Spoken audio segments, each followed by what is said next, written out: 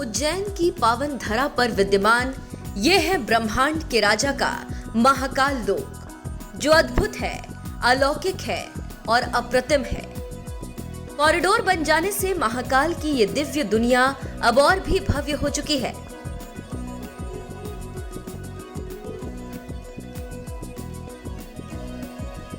महाकालेश्वर के दरबार में ऐसा कोई देव नहीं जो यहाँ आया और ऐसा कोई इंसान नहीं जिसे उन्होंने अपनाया नहीं।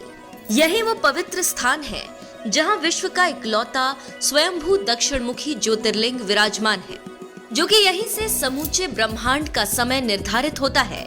इसलिए महाकाल सिर्फ उज्जैन के ही राजा नहीं है, बल्कि इस पूरे ब्रह्मांड के महाराज हैं। यहाँ की भस्म आरती पूरी दुनिया में विख्यात है। मान्यताएं कहती हैं, भस्म आरती में दर्शन करने मात्र से अकाल मृत्यु के भय से मुक्ति मिल जाती है। इसी वजह से देश भर के लाखों शिव भक्त साल भर भगवान महाकाल की भस्म आरती के दर्शन करने के लिए पहुंचते हैं। आम से खास हर कोई बाबा की इसी भस्म आरती का साक्षी बनने के लिए दौड़ा दौड़ा उज्जैन आता है। इतिहास गवाह है, उज्जैन की धरती पर कदम रखने वाली तमाम राजनीतिक हस्तियों ने बाबा के दरबार में अपनी हाजिरी जरूर लगाई। बात चाहे इंदिरा गांधी की करें या फिर पीएम मोदी की। महाकाल के दर्शन पूजन कर राहुल गांधी ने तो परिवार की परंपरा को आगे बढ़ाया। महाकाल मंदिर से गांधी परिवार का हमेशा से एक गहरा लगाव रहा है। अतीत के पन्नों को पलटेंगे तो पाएंगे सत्ता में लौटने से पहले इंदिरा गांधी ने दिसंबर 1979 में महाकालेश्वर मंदिर में दर्शन किए थे। तत्कालीन सीएम प्रकाश चंद सेठ ही उन्हें मंदिर ले गए थे। उस वक्त वहां भस्म आरती चल रही थी। इसके बाद 1987 में प्रधानमंत्री रहते हुए राजीव गांधी भी महाकाल के दर्शन के लिए यहां आए थे। वो करीब 30 मिनट तक मंदिर परिसर में रहे थे। साल 2008 में सोनिया गांधी ने भी यहां आकर बाबा की आराधना पूजा की। भले ही उस वक्त कांग्रेस प्रदेश में सरकार बनाने में असफल रही, लेकिन अगले 1 साल बाद सोनिया गांधी के नेतृत्व में केंद्र में कांग्रेस सरकार बनाने में कामयाब रही। 2017 के चुनाव के दौरान राहुल गांधी भी महाकाल के शरण में आए, जिसके बाद बाबा के आशीर्वाद से सरकार बनाने में सफल तो रहे, लेकिन कमलनाथ की सरकार 5 सालों तक टिक नहीं पाई और सिंधिया की बगावत के चलते बीजेपी सत्ता में आ गई। बीते दिनों जब पीएम मोदी महाकाल लोक के उद्घाटन पर आए, महाकाल के प्रति उनकी मंत्र साधना सबने देखी।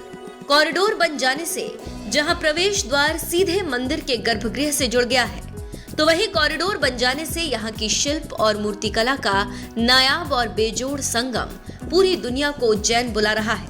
आलम यह है कि महाकाल लोक बन जाने के बाद से यहाँ आने वाले बाबा के भक्तों की संख्या पहले के मुकाबले 2 गुनी बढ़ गई।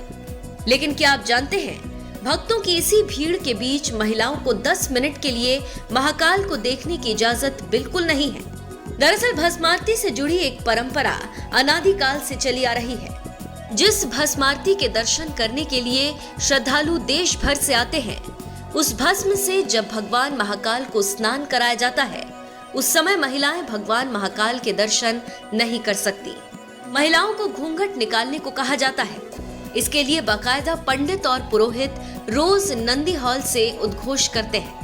आज भी जब 10 मिनट तक भगवान महाकाल को भस्म रमाई जाती है, उस समय महिलाएं बाबा के दर्शन नहीं करती। इस परंपरा से बाबा की हर भक्त को गुजरना पड़ता है, फिर चाहे वो इंदिरा गांधी हो, सोनिया गांधी हो या फिर कोई और। इसके पीछे का कारण बताते हुए मंदिर के पुजारी कहते हैं, जिस प्रकार से वस्त्र बदले जाते हैं, उसी तरीके से भगवान महाकाल निराकार रूप से साकार रूप में आते हैं। इसी वजह से कुछ मिनटों के लिए महिलाओं को घूंघट निकालने के लिए कहा जाता है। दुनिया भर के शिव मंदिरों में महाकाल का ये इकलौता ऐसा दरबार है जहां उनकी आरती भस्म से की जाती है। मंत्रोच्चारण के बीच उपलों की भस्म से उनका श्रृंगार किया जाता है। इतना ही नहीं, शिव का ये इकलौता ऐसा धाम है जहां 6 बार उनकी आरती उतारी जाती है। हर आरती में भगवान शिव के एक नए स्वरूप के दर्शन होते हैं। सबसे पहले भस्म आरती, फिर दूसरी आरती में भगवान शिव को घटाटोप स्वरूप दिया जाता है। तीसरी आरती में शिवलिंग को हनुमान जी का रूप दिया जाता है। चौथी आरती में भगवान शिव का शेषनाग अवतार देखने को मिलता है। पांचवी में भगवान शिव को दूल्हे का रूप दिया जाता है और छठी आरती शयन आरती होती है। इसमें शिव खुद के स्वरूप में होते हैं। आज के लिए बस इतना ही। जय जय महाकाल।